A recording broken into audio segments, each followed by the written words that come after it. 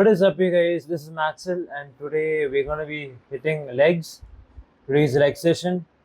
Today is the 8th of January. There's gonna be a Bulgarian full squat drop set of John Meadows. So yeah, I'll do this pretty quick. This should be pretty much kind of a fun leg day. It's not.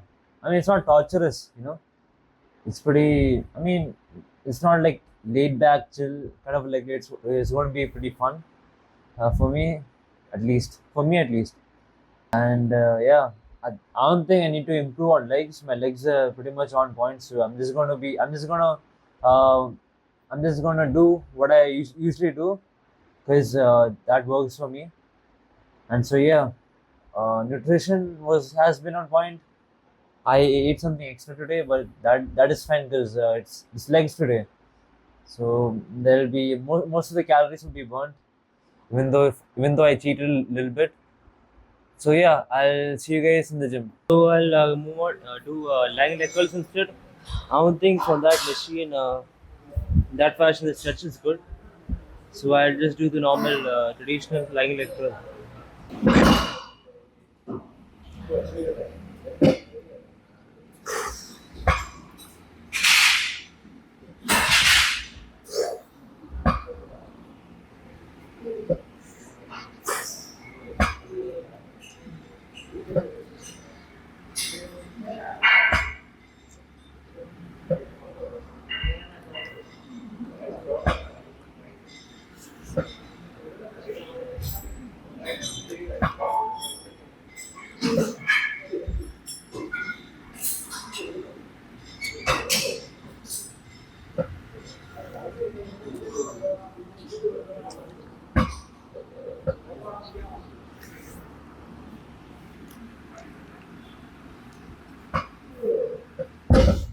So I trained at the other gym like last month I think for legs.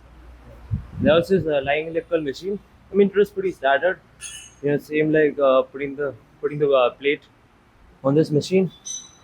But bro, the stretch was really good, bro. Like it gave another level of stretch than what I did over here. Because like after I did that, after that leg day, my hamstring was like sore for like a whole week. The stretch was fucking great. So I think I do the hamstring curl as the first exercise because to like pre-exhaust with my legs before I move on to squats, so that when I do the squats, I'll have a better mind muscle connection and better stimulus overall when I go to the squats. And basically, like even bodybuilders who are like professional bodybuilders, because their legs are too damn big and they have pretty good strength. They first do the leg extension first, so that they can pre-exhaust their quads. So that when they move on to heavy movements such as the barbell squats, they can use lighter weights and train intense as well. If but if they go on to the barbell squats at the first year itself, they have to put a lot of weight, which will have chance of injury. So I think yeah, pre-exhausting your legs will have a prevention on chances of injury.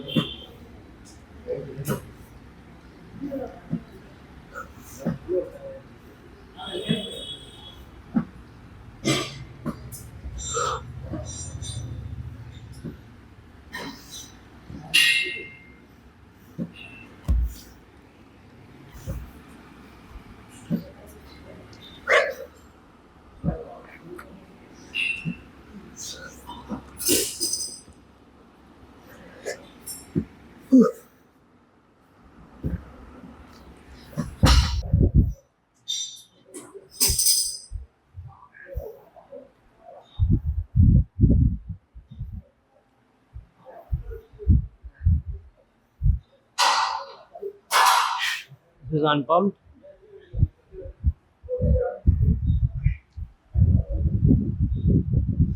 Believe me, bro, I don't have any calf genetics. When I start a gym, my calves will be pretty much small. But basically, what I do is uh, I'll do, well, let's say I'm doing 20 reps. I mean, if you're training calves, you have to do. You have to do like around 15 to 20 rep range. High rep range always work for me for developing calves. So I'll do like let's say I put like 80 kilos. I'll do like 10 reps with full range of motion, strict and controlled, like full. And the after I do 10 reps, the other 10 reps I do basically like a partial range of motion. So from the instead of going like this, I go like this. This is stretched area. This is stretched position until the mid range of motion. I do that for 10 reps. So barbell squats is next. So I'm going to be attempting 110 kilo again. Hopefully I'll get 8 repetitions.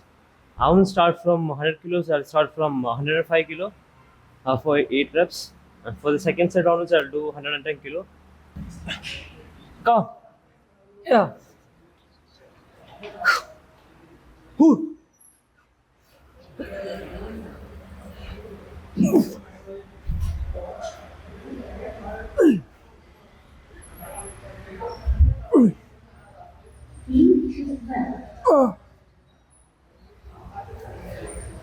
Ay.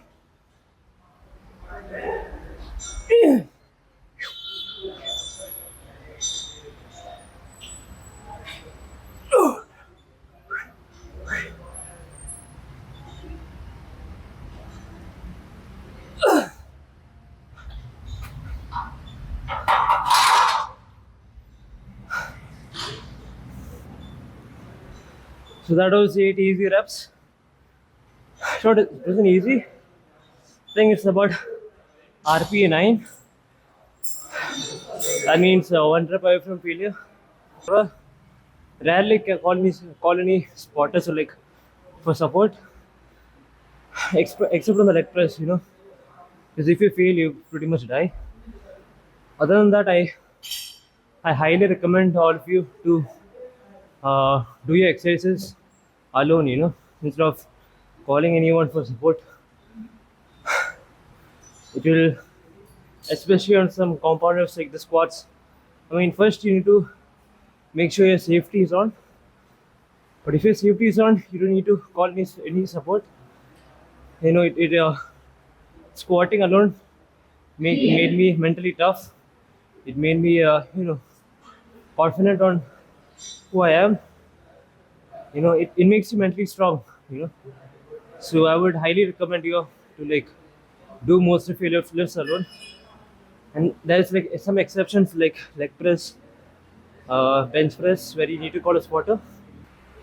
I remember one time I was like very scared of like doing squats. Like basically, there were times when I wake up like 5:30 in the morning, and I would come to the gym at like 6 o'clock. And my first exercise to do barbell squats, and do it alone. It was pretty scary, but once you get a grasp of that, once you get used to it, it's fun. It'll make you mentally strong, mentally tough.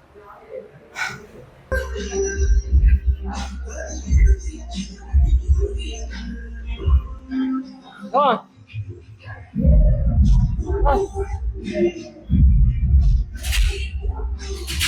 Yeah. Ah!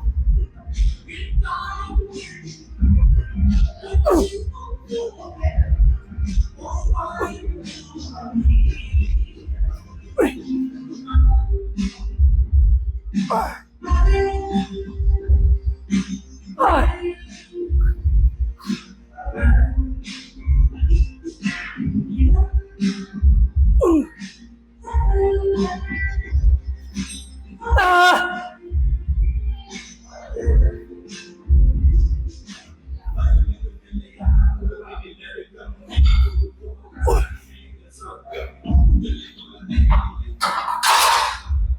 Stop is Bulgarian squat to death. There'll be I'm gonna do three normal sets, and the third set is gonna be a drop set. Three drop sets, so basically six sets in total. So this should be fun. It's not torturous, but we'll see.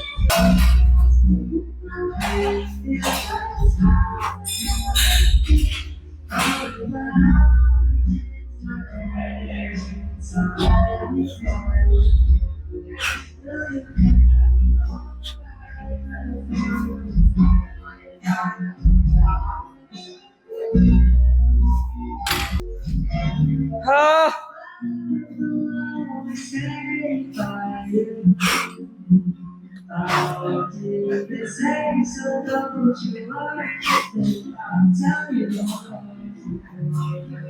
It's done with you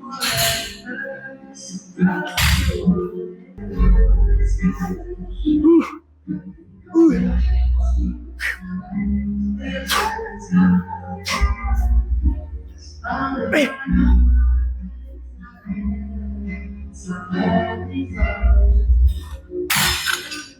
Ah!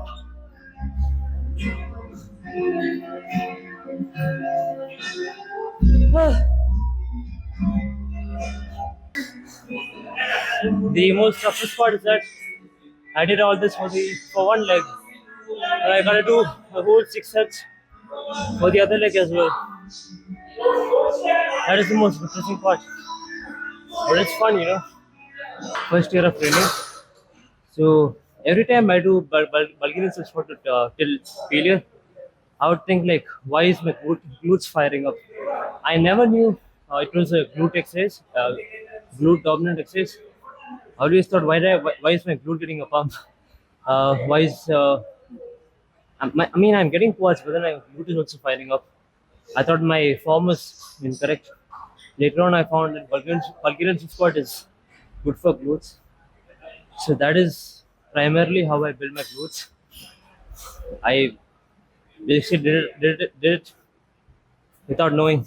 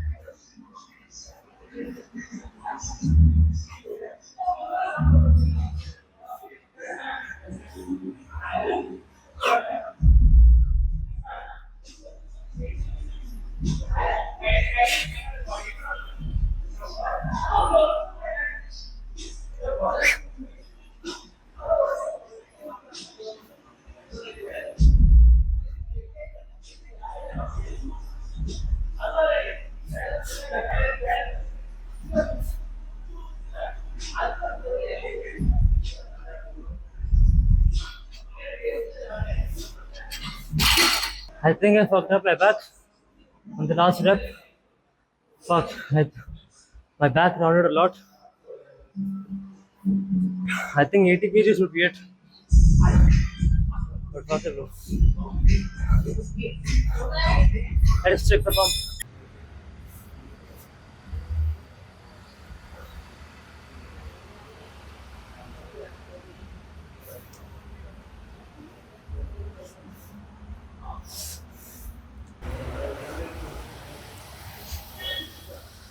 Now I'm sitting at 68.8.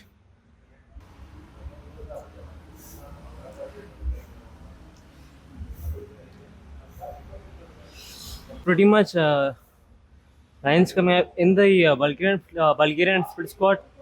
I feel like this part of the thing was a lot of pain, which means muscle is growing. Legs are pretty much on point.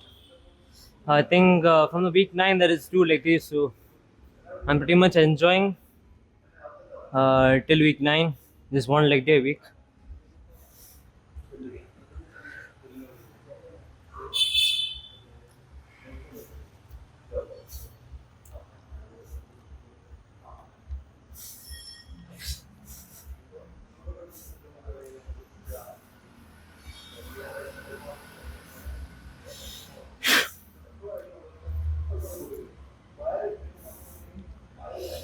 So yeah, I think that is it for this leg day. Today's training was on point. And I'll see you for the next arm session.